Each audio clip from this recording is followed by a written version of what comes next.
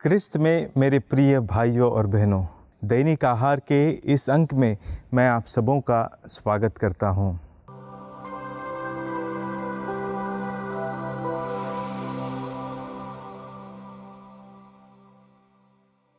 दुनिया में ना हम कुछ लेकर आए थे और ना दुनिया से हम कुछ लेकर जाएंगे।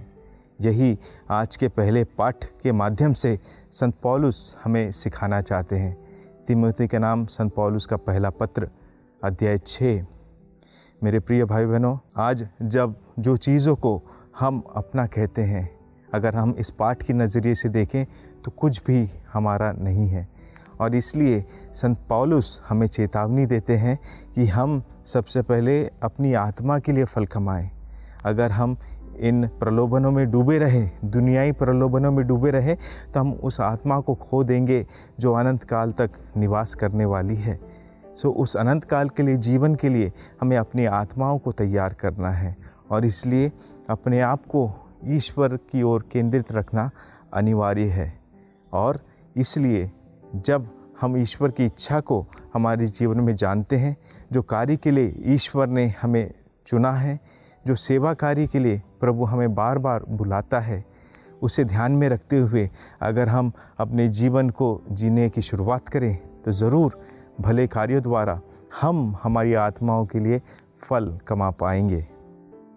आज के पवित्र सुसमाचार में भी कुछ स्त्रियों का वर्णन किया गया है। हालांकि स्त्रियों के नाम बाइबल में हम बहुत कम देखते हैं, कम सुनने को मिलता है, लेकिन ये स्त्रियां ऐसी थी जिन्हें ईश्वर से कृपा प्राप्त हुई थी, जो ईश्वर द्वारा कृपा प्राप्त कर अपने पापों से मुक्ति पाई थी और अपने जीवन में एक नएपन का अनुभव किया था। और जब उन्हें ये एहसास हुआ, उन्होंने अपना सांसारिक जीवन को त्याग कर ईश्वर के कार्य के लिए अपने आप को समर्पित कर दिया। यीशु को अपने कार्य में मदद देने के लिए पूर्ण रूप से जो कुछ भी उनके पास था, सब कुछ दे दिया। मेरे प्रिय भाई बहनों, यही हम सबों का भी कार्य है। जैसे संत पौलुस हमें बताते हैं कि दुनिया में जो कुछ भी हमारे पास है वो हमारा नहीं है और हम यहीं छोड़कर जाने वाले हैं। तो क्यों ना इन चीज़ों का इस्तेमाल करके हम उस कार्य को पूरा करें जिसके लिए ईश्वर ने हम सबों को बुलाया है। मेरे प्रिय भाई बहनों, हम सब दुनिया में रहते समय इतनी गहराई में प्रलोभन में फंस जाते हैं कि उससे बाहर निकलना मुश्किल हो जाता है। इसलिए बार बार अगर हम संत पौलुस के शब्दों को याद करते हैं, थिस्सलुनीयों के नाम पहला पत्र अध्याय 5:18 में ईश्वर हमें यही बताते हैं, संत पौलुस के ज़रिए यही बताते हैं कि हमें निरंतर प्रार्थना करते रहना चाहिए, हर समय आनंदित रहना चाहिए और सब कुछ के लिए ईश्वर को धन्यवाद देना चाहिए। और ये धन्यवाद, ये आनंद और प्रार्थना कब हमारे लिए संभव होगी? जब हम संसार की चीज़ों से थोड़ा अपने आप को दूर करते रहेंगे और ईश्वर में अपना ध्यान केंद्रित करेंगे।